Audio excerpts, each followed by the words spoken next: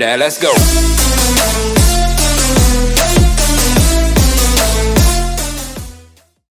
Alright, welcome back to the channel. I'm your host, as always, and today we are back with another recap of Week 11. We're coming to playoff time. Fantasy football playoffs are starting soon, but we're talking about the now. Let's get into it. To starting off, we have Titan Packers. For once, we had a Thursday night game that wasn't that bad. I think what I've learned from this game is that Derrick Henry is the Titans' offense. He went 2 for 2 this game and threw a touchdown. And he also had 87 yards rushing and a touchdown. Very solid game on a Derrick Henry. And on the Packers side, the receiver looking good. Christian Watson, another fantastic game. But I saw Rodgers missing these throws that he just doesn't miss. It was uncharacteristic game out of Rodgers. And, of course, the Packers did end up losing, even though I predicted them to win. 27-17. I'm pretty sure this is pretty safe to say their season is basically over. It continues to amaze me how every week Justin Fields can play absolutely spectacular, throwing and passing the ball, and the Bears are still losing. Once again, I predicted the Bears to win against a pretty bad team, and they lost. It's all been coming down to in the clutches. Justin Fields has not been able to clutch up these games. He's gone 3 straight games with chances to lead game-winning or at least game-tying drives and have failed. And yeah, but I'm not just going to discredit the Falcons. Mariota did his job. He looked pretty decent. He didn't make any crucial mistakes or any at all. And congrats on Cordero Patterson for breaking the record for most kick return touchdowns of all time. Eagles, we really all thought you were going to lose. This is a really concerning game for Philadelphia because if they face any better team, they don't win this game. I'm going to be 100% honest. They don't win this game. The offense of the Colts is just not good enough to, close out these type of games. But for the first 3 quarters, the Eagles only dropped 3 points. So the Colts defense looked great, but if the Eagles played an offense that would actually score points, they would win. And I saw a lot of Eagles fans celebrating this win. Don't celebrate this win. This is a really concerning win. This is a really concerning game out of you guys, especially when you're coming off a loss. Remember, the 11-0 Steelers had the exact same trend, losing to Washington. They beat a bad team pretty closely. We could see an Eagles losing streak coming up. Oh my gosh, this game was boring. It was punt after punt after punt after punt. They're just going to move on from Zach Wilson. He is so bad. And this doesn't excuse you, Mac Jones. You did not play as bad. But only putting up 3 points is pretty bad. Both defenses played spectacular. But how much does that have to do with the offense is playing bad? New England's play calling was awful that game. Why are you running a pitch on 4th and 3? Why? I'm so lost on some of the play calls in this game. Why are you doing line drive punts? Didn't the Giants teach us anything about doing line drive punts at the end of the game? Kick it out. Your defense has been playing just fine. So yeah, congrats on, I'm going to have to fact check the name. Give me a second. Marcus Jones for making the game-winning touchdown. Who cares if it was blocked in the back or not? We didn't want to see overtime in this game. So when are we going to say the Commanders are a playoff contender? They have an easy schedule. They are winning games that they're supposed to win, and they look pretty solid. Taylor Heineke is not doing horrible. I'm not going to say he's carrying this team. He's not. The run game, their little running back committee they're going, is doing great. Terry McLaurin's one of the best receivers in the league. And that defense, they held Damian Pierce to 8 yards. That's crazy. And I think this shows that the Texans, they're just not good. They're probably the worst. They're definitely the worst team in the league. They're on a whole different tier. I have 32 Texans, 31 Panthers, but there's a massive gap between them. A pretty noticeable gap. I'm talking a 3-spot gap between them. I'm not saying the Texans can't win another game, because they definitely can, because once again, they're so professional NFL team, but they just don't look like they're ready. But they aren't supposed to be good this season. No one expected them to be good. I had them winning 2 games, and it's looking like they might win less. And that's okay, Houston. Just get the number 1 overall pick and start building around Bryce Young. We didn't think the Rams season was over yet. It's over.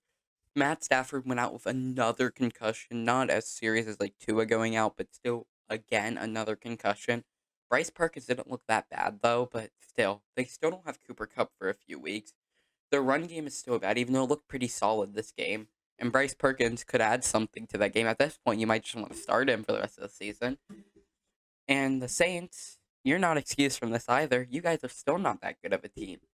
But I will say the positives. Andy Dalton is clearly your QB1 for the remainder of the season. Chris Olave is a stud, and Taysom Hill is still good. I don't even know if he did good this game, but he's still a good player.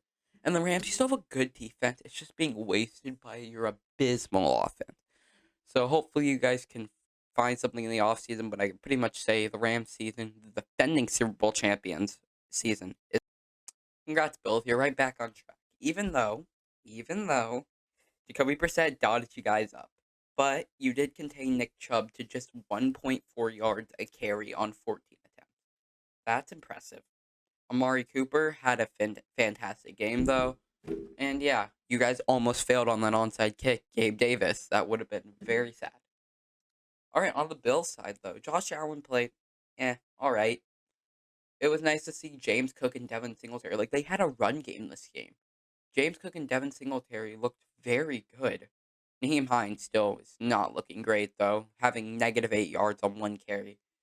And in terms of the receiving, Stephon Diggs had a touchdown. Nothing special. But I like to see. Well, I don't like to see this actually.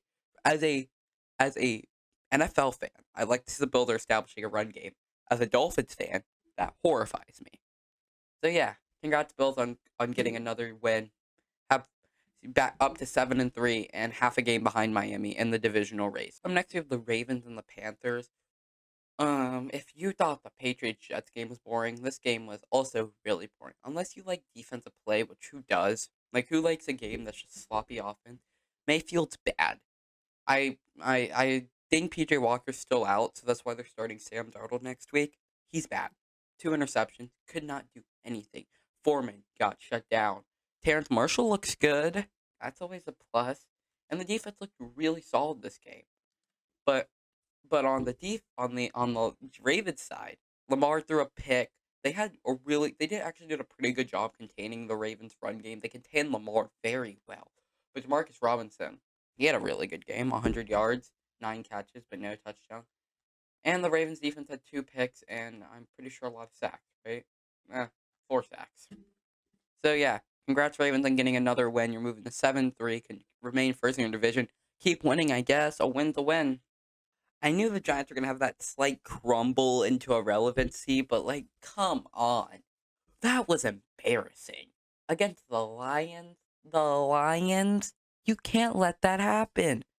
The Lions are not like this elite football team. I will admit, they are on a 3-game winning streak now. Congrats, Detroit. Jamal Williams and DeAndre Swift actually make up a pretty good running back punch. And Jared Goff is not doing anything wrong. Sure, he's not elevating the team, but like he doesn't have to. This team's supposed to be bad and they're winning. So good for you. And on the Giants side, I think if this shows that the Giants have a lot of holes that a lot of people besides Giants fans were seeing. I even knew Giants fans who were seeing the blatant problems with this team. Daniel Jones is not your answer. That's just a fact. You have a bad receiving core. I don't care that Wan'Dale Robinson had 100 yards. They had a plan. They went into this game with a plan. Contained Saquon. 15 carries, 22 yards. 1.5 average yard to carry. I think they did a pretty good job at that. I'm going to say they have problems on this team that all root from the offense, and when Saquon's not going, the offense shuts down. And I don't even know what to say. Daniel Jones threw 2 picks, but he had 2 touchdowns. Daniel Jones is a very good athlete, but like there's a lot of glaring problems with this team, and they might not make the playoffs even with their 7-3 record right now. So here's a battle between the two worst head coaches in the league, Nathaniel Hackett and Josh McDaniels. These 2 coaches should be out of a job by the end of the season. Yada yada yada. We all know. But this was a battle between an offense that can score with a bad defense and an offense that can't score with a really good defense. So naturally, we got a very boring game. I don't care this game went into overtime. In reality, it was nothing special. If Devontae Adams did not cook Patrick Surtain on that final play, we probably would have got it a tie. I don't care. The Raiders are 1-7 against teams that aren't named the Denver Broncos, and the Broncos are 3-7. So I do not care. Neither of these teams are good. Neither of these teams are competing, and that's okay. That's not okay. Broncos are cooked. Raiders, you're kind of fine. Ow. Wow. Oh my goodness. Dallas, you want to chill out? Like, oh my goodness. What happened? Where was this team last week when you needed to beat Green Bay? You guys could be one game behind the Eagles, first in the division, and you still play them. This Dallas team was insane. You play like this in the playoffs, you guys win the Super Bowl. Now, obviously, I'm not gonna say fluky. They did it all correctly. But I'm not gonna say like, oh, you're always gonna have a game like this. No, but this was in like it's one thing to beat a good team, okay? You guys beat them by 37. Pollard, fantastic.